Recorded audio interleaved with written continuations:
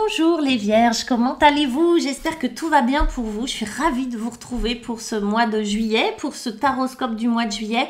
Ce mois-ci, pas d'extension. Je suis désolée pour les fidèles qui achetaient les extensions. Juillet, août, pas d'extension. Les vacances, beaucoup trop de travail. Donc voilà, que les taroscopes, mais ça va être sympa quand même. On va utiliser les 22 arcanes majeures pour une énergie extérieure, pour aller consulter un petit peu qu'est-ce qui va vous influencer. Et puis on va utiliser le Golden Wheel et l'oracle des chamans. Pour votre information, pour votre gouverne, bon, sachez que vous pouvez me solliciter pour des consultations en privé d'une demi-heure ou d'une heure, visio, téléphone, en cabinet, que vous avez tous mes coordonnées en bas, vous avez mon site internet, vous pouvez me joindre, les emails, etc. etc. N'hésitez pas à me poser vos questions. Mes petites vierges, allez, qu'est-ce qu'on a? Les vierges, l'énergie extérieure, elle avait sauté, je ne l'ai pas prise, mais elle est revenue. C'est le 13.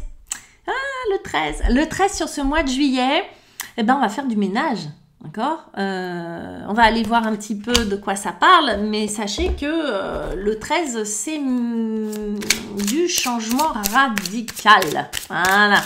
Allez, on va aller voir un petit peu ce que vous réserve ce mois de juillet, les vierges, avec l'énergie de départ, c'est ce que vous voulez. Vous voulez vous barrer, les vierges. Le chariot, vous voulez une énergie, alors arcane majeur, une magnifique énergie de succès, de départ, de curiosité. Vous avez la lune, arcane majeur, là aussi, qui vient en défi, c'est-à-dire elle vient vous embêter un petit peu, cette lune. On va aller voir comment s'en sortir avec un 7 de coupe. Ok, lui, ça va être votre conseil. Ah, pardon. Elle n'arrête pas d'apparaître. Elle va être très très présente, j'ai l'impression, sur ce mois de juillet pour beaucoup d'entre nous. Et puis avec l'oracle des chamans, on a quoi? Allez, avec l'oracle des chamans, qu'est-ce que j'ai pour vous? L'oracle des chamans et le chariot, on a l'air.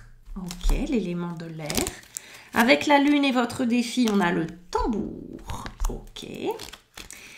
Avec le 7 de coupe, on a la roue de médecine. Ok. Et avec la grande prêtresse, on a l'amour. Alors l'amour, elle sort aussi tout le temps. Ça, c'est chouette. On aime quand ça sort de cette manière-là. Je ne sais pas si vous me voyez bien, mais c'est ok. Allez, on y va. 13. 13 va nous parler de changement radical. Ça, c'est une énergie extérieure. Il va falloir l'accueillir parce que sinon, ça peut piquer un petit peu. Le 13 va vous inviter à terminer des choses, à rompre avec des liens, rompre avec des situations, vous débarrasser du surplus, vous débarrasser de tout ce qui est en trop dans votre vie, ce qui n'est plus utile pour vous. Le 13, lui, c'est une énergie on dit de métamorphose, mais avant la métamorphose, moi, ce que je vois, c'est plutôt du ménage, de fait. Oui, bien sûr que derrière, ça va vous aider à vous métamorphoser. Vous allez, en fait, oui, c'est la mue, si vous voulez. Hein. C'est la mue, vous débarrasser de ce qui n'est plus utile pour vous. Mais on est des êtres de confort, on est des êtres d'habitude, et parfois, c'est pas facile. C'est pas facile de prendre conscience que ce que l'on fait, c'est plus bon pour nous, ou que nos croyances ne sont plus adaptées, ou que telle relation, finalement, c'est terminé, ou que telle situation, ça suffit, ou que c'est nous-mêmes le problème, et que, voilà. Donc, il y a dans l'idée, avec le 13, c'est que ça va bouger. Donc, ça peut créer des angoisses, des colères, ça peut créer des conflits, parce qu'en premier, conflit avec soi-même, parce qu'on n'a pas anticipé, on n'a pas vu venir vous voyez, la porte, là, dans la tronche. Donc, le 13, il bouge, il remue. Hein. C'est pas forcément agréable de muer, de se débarrasser de ce qui était confortable autrefois. Ok? Qui ne l'est plus. Ceci dit, vous, ce que vous voulez, c'est du chariot, c'est du mouvement, c'est partir, c'est vous casser, c'est ciao, c'est aller découvrir des territoires nouveaux, c'est vous créer, de vous exciter, de vous passionner pour des choses que vous ne connaissez pas encore, que vous avez envie d'être stimulé, vous avez envie d'être de reprendre les rênes de votre vie sur ce mois de juillet. Vous avez envie de vous amuser, vous avez envie d'être dans l'idée d'être aux rênes, d'être aux commandes déjà, de faire enfin ce que vous voulez, de faire enfin ce qui vous plaît, de prendre des directions pour votre avenir, d'aller dans des territoires que vous ne connaissez pas, que ça soit, oui, des endroits ou que ça soit dans des domaines que vous ne connaissez pas. Bref, vous avez envie d'être sur le devant de la scène. Il est possible aussi que vous ayez envie de rayonner, que vous ayez envie de recevoir de l'extérieur des compliments, de la reconnaissance, etc., etc., à travers ce que vous faites, à travers les décisions que vous prenez ou à travers ce que vous faites. Et puis, on a, l'élément de l'air qui va venir vous aider. L'air, c'est tout ce qui est impalpable, ce sont les idées, ce sont les idées nouvelles.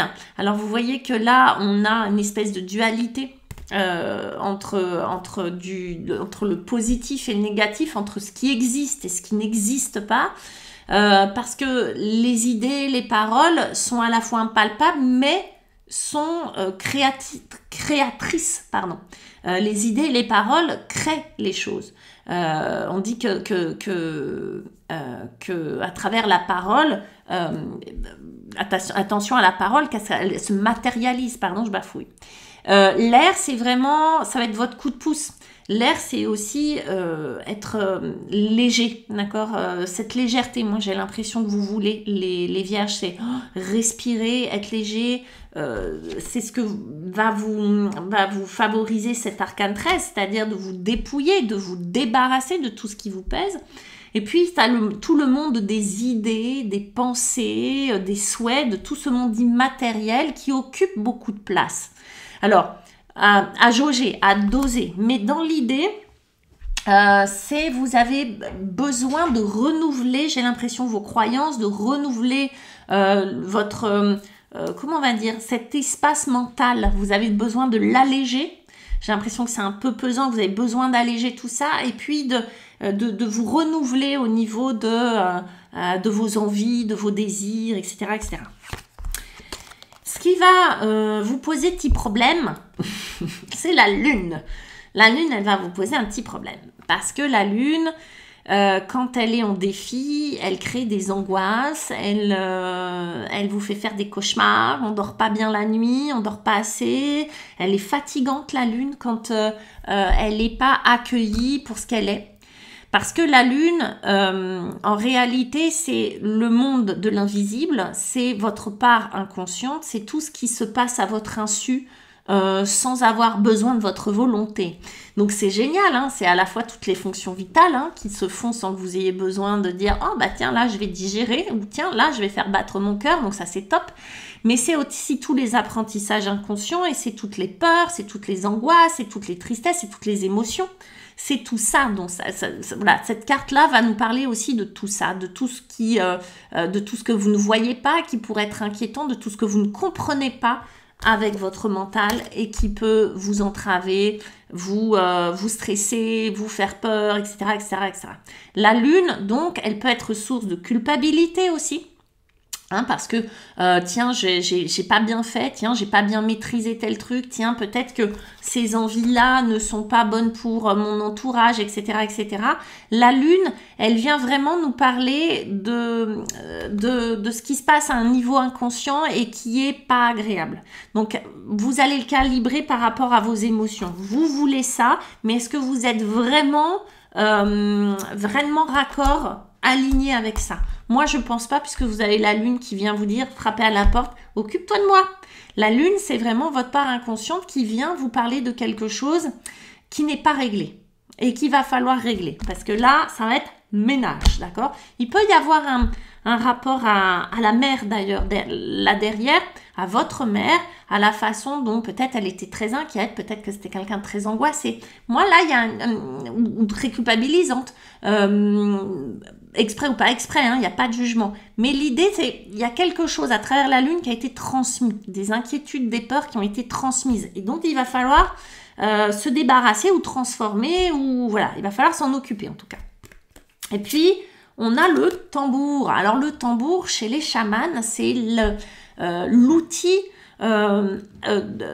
pour créer de la transe et en même temps appeler les esprits. Le tambour, c'est vraiment le pont entre le monde réel, le monde d'ici, là, et de l'autre côté. La lune, c'est un peu ça aussi. Mais sauf que le tambour, c'est l'outil, vous voyez, c'est l'outil que l'on utilise pour aller de l'autre côté, pour créer un état de transe, pour créer des états de conscience modifiés. Donc il y a vraiment dans l'idée, là, ce qu'on veut vous dire, c'est qu'il faut s'occuper de ce monde-là, de ce monde intérieur-là. C'est-à-dire vraiment de cette part inconsciente, qui est créative, qui est poétique, qui fonctionne avec les symboles, qui fonctionne avec les émotions, qui fonctionne, c'est pour ça qu'on a un loup, c'est parce que c'est pas du tout intellectuel, c'est tout l'inverse de la logique, c'est tout l'inverse de l'analyse qu'on a l'habitude d'utiliser, qui est très utile. Mais c'est pas ce domaine-là qu'il faut aller explorer. Et là, c'est votre défi, c'est d'accepter d'y rentrer. D'accord? D'accepter d'aller écouter ce qui se passe dedans. Voilà. Comment on y fait? Comment on y va? Comment on fait pour apprivoiser tout ça? Faites vos vœux, les amis, avec l'énergie du cœur, avec ce 7 de coupe. Et ce 7 de coupe, il vient vous inviter à écouter vos besoins. D'accord? Donc, on va écouter ces besoins et on va y aller par une porte qui est vachement agréable. C'est qu'est-ce que tu veux en vrai? Qu'est-ce que tu veux? Qu'est-ce que je veux? Les vierges, je vous disais, hein, vous avez envie d'explorer des territoires inconnus, vous avez envie d'avancer, vous avez envie de prendre des directions, vous avez envie de vous faire plaisir, vous avez envie de vivre pour vous, vibrer, etc. sur le mois de juillet. Mais la vraie question, c'est qu'est-ce que tu veux au fond? Et pas d'y répondre avec la tête, mais d'y répondre avec le cœur. Qu'est-ce que le cœur souhaite pour de vrai? De quoi vous avez besoin? Et là, c'est vraiment cette question-là, de répondre à vos besoins. Qu'est-ce que je veux? De quoi j'ai vraiment besoin? Ok? Parce que derrière, il y a vraiment l'idée d'aller écouter en fait ce qui se passe là. Là, ça fait peur parce qu'on n'écoute pas, parce qu'on se dit « Ouh là là, qu'est-ce qui va se passer ?» Mais en réalité, allez-y tranquillou. De quoi vous avez besoin? Alors, pas de l'extérieur, hein. Alors oui, peut-être vous avez besoin d'argent, d'une voiture, je sais pas quoi. Mais de quoi vous avez besoin, vous, par rapport à vous? Ben, j'aurais besoin de me sentir plus en sécurité, j'aurais besoin de me sentir vibrer, j'aurais besoin d'être fière de ce que je fais, je sais pas quoi. Ok? Et puis, on a la roue de médecine. La roue de médecine, là, on va vous inviter... tout ça, je traduis dans un truc très occidental, hein, d'accord, vraiment. Mais on va vous inviter, encore une fois, à être dans l'écoute et à checker, à scanner votre corps, à aller voir ce qui fonctionne et ce qui ne fonctionne pas dans votre corps. Pourquoi? Parce que ça va être des portes d'entrée pour écouter ce qui se passe à ce niveau-là. Il y a peut-être, je sais pas, vous faites peut-être des migraines, peut-être que vous avez mal au ventre, peut-être que des fois vous avez mal au dos, peut-être, et puis on se dit, ah c'est normal, c'est je vieillis, tout ça. Ben pas forcément. En tout cas, que ça soit normal. Que ça soit normal, oui, parce que c'est un signal d'alarme, mais en fait, ce qu'on vous dit, c'est aller écouter les signaux que vous donne votre corps et aller résoudre ça de manière très symbolique. Quelle est la symbolique que vous y mettez? Pas forcément... si ça peut vous aider d'aller voir sur internet, mais dans l'idéal, vous allez voir votre symbolique à vous, ok? D'aller écouter ce que vous dit votre pied qui vous fait mal, d'aller écouter ce que vous dit la gorge qui se serre, d'aller, etc. Et d'aller répondre à ses besoins. Vous voyez, c'est un truc qui mêle à la fois vous, vos désirs, la réalité de ce que vous vivez, votre part inconsciente, ce qui se passe dans la réalité, mais ce qui se passe aussi à un niveau beaucoup plus invisible. Voilà, on est là-dedans, les vierges. Et on est encore plus là-dedans, mais ça vous permet d'accéder à qui? À la grande prêtresse. Et s'il y en a une qui est à l'écoute, et s'il y en a une qui est dans la compréhension de ce qui se passe à ce niveau-là, c'est elle. Elles sont copines, elles sont bleues. C'est des potes. Toutes les deux, elles sont copines. La grande prêtresse, c'est celle qui écoute, qui enregistre, qui accumule les informations pour les retraduire, pour vous guider. D'accord? En fait, elle fait j'accumule le truc et puis derrière, après, je passe à l'action. D'ailleurs, après la grande prêtresse, c'est la numéro 3, c'est l'impératrice. Et l'impératrice, c'est l'abondance. Mais ça, elle est dans la matière, l'impératrice. La papesse, elle n'est pas dans la matière. Elle est dans le spirituel, elle est dans l'intuition, elle est dans la compréhension différente de la réalité. Elle, en gros, elle fait la traduction de ce que vous envoie la lune. Bum, bum, bum. Elle vous le traduit avec des mots. Ok? Et cette grande prêtresse, en fait, elle va vous aider vraiment à écouter, à entendre différemment, à faire des choix judicieux, à faire des choix avec l'intuition, guidée par l'intuition, guidée par des choses très subtiles. Elle est dans le monde du subtil. Mais elle fait encore une fois le pont entre la vie de tous les jours et le subtil. La papesse, elle vous invite aussi à vous protéger.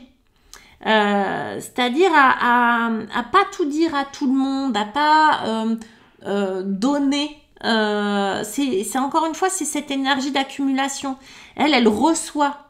Donc la papesse, c'est pas quelqu'un qui donne. Pas que vous deviez être égoïste et pas généreux, mais pas vous disperser. C'est quelqu'un qui concentre ses intentions vers soi. Elle est très, c'est pas un ermite, mais elle est très dans j'écoute, je reçois, j'entends, je vois. Mais c'est pas quelqu'un qui va beaucoup parler, c'est pas quelqu'un qui va vous faire un exposé, vous voyez, c'est pas ça. Non, elle va enregistrer, elle. Hein, c'est une carte mémoire, la papesse. Donc elle accumule ça pour pouvoir après utiliser tout ce qu'elle a appris. Mais en tout cas, elle renouvelle son champ d'apprentissage. Elle ouvre des portes. Hein. Elle est vraiment dans l'ouverture comme ça. Et puis avec ça, on a l'amour. Donc, en fait, ce qu'on est en train de vous dire, c'est déjà d'être relié à son âme sœur, qui est son âme d'abord, hein, son âme, d'être dans cette relation d'amour avec soi, pour pouvoir être guidé au mieux. C'est pour ça qu'on a l'énergie du cœur, là, avec les coupes, des émotions. C'est cette ouverture, on va dire, hein, du cœur qui permet d'être connecté déjà à soi-même et connecté à son cœur et connecté au cœur des autres. La papesse, elle va permettre cette ouverture du cœur, même si, je vous dis encore une fois, elle n'est pas d'une grande générosité au niveau du cœur. C'est quelqu'un qui reçoit.